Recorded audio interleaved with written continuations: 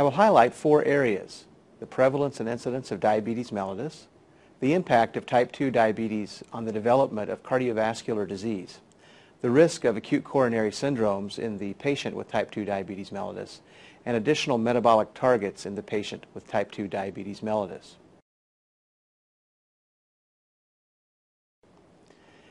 Diabetes and cardiovascular risk. What is the scope of the problem?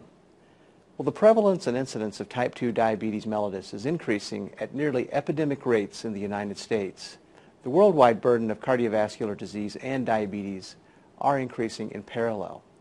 A significant number of cases of type 2 diabetes mellitus are diagnosed at the time of a healthcare encounter, frankly much to the surprise of most of the clinicians who feel they diagnose it quite well prior to that encounter.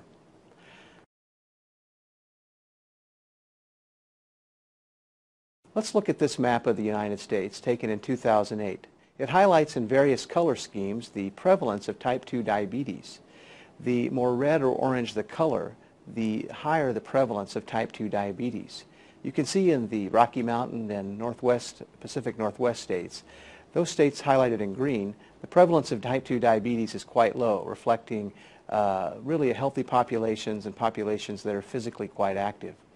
If you look in the eastern seaboard and the southeast United States as well as the southwest U.S., the prevalence of type 2 diabetes is much higher, reflecting a constellation of obesity, lifestyle, urbanization, physical inactivity, and genetic issues which are impacting the development of type 2 diabetes mellitus.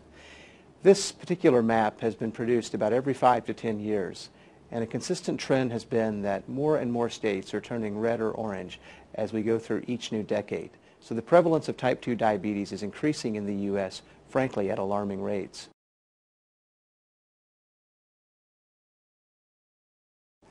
When one looks at the prevalence of type 2 diabetes mellitus worldwide, you can see that both the developing and the developed world are seeing significant increases in type 2 diabetes mellitus.